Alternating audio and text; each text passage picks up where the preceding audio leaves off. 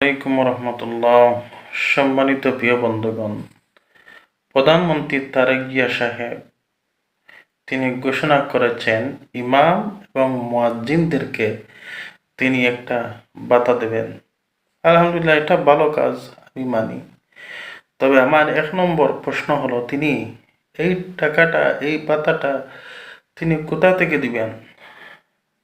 ওনার দলের লোকেরা যে ছাতাবাজি করতেছে, চাঁদার টাকা তো দিবেন নাকি? দেখেন, প্রধানমন্ত্রী তারেক জিয়া সাহেব, আমার মনে হয় যে আপনি ইমাম মুয়াজ্জিনদেরকে ভাতা দেওয়ার আগে আপনার যে সমস্ত গুরুত্ব কাজ হচ্ছে, 1 নম্বর, আপনার দলের মধ্যে চাঁদাবাজি বন্ধ করা। আগে চাঁদাবাজি বন্ধ করেন, পরবর্তীতে এরকম ভালো কাজে হাত দেবেন। আগে খারাপ কাজগুলা বন্ধ করেন, আপনার লাগে সবচেয়ে উত্তম কাজ হবে।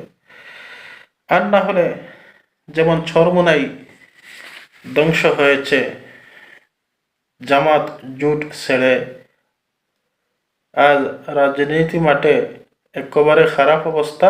চরমোনাই পীরের যেমন হয়েছে জামাত জোট থেকে ছেড়ে, তেমনিভাবে বিএনপি ধ্বংস হবে। সংবিধান সংস্কার শপথ না নেওয়ার কারণে এবং জুলাই সনদের বাস্তবায়ন না করলে, ভারত আওয়ামী লীগের সাথে হাত মিলালে দেখবেন বিএনপি অতি তাড়াতাড়ি ধ্বংস হবে। এটা আপনারা খুবই শীঘ্রই দেখতে পাবেন। আর যদি বিএনপি তা মেনে নেয় এবং জামাতকে বন্ধু হিসাবে, সহযোগী হিসাবে সাথে রাখে, তাহলে অবশ্যই দেখবেন আগামী 5 বছর নয়, 10 বছর পর্যন্ত তারেক জিয়া প্রধানমন্ত্রী হয়ে থাকতে পারবেন। বাংলাদেশ ইনকিলাব জিন্দাবাদ।